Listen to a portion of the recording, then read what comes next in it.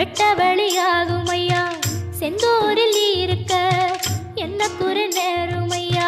கோவில் மணி கேட்டிருந்தா வாழ்வில் இல்லை துன்பமையா. வலையில் வந்து விழுந்திடணும் மீனு, விலை போனா பசிக்கு அது சோறு.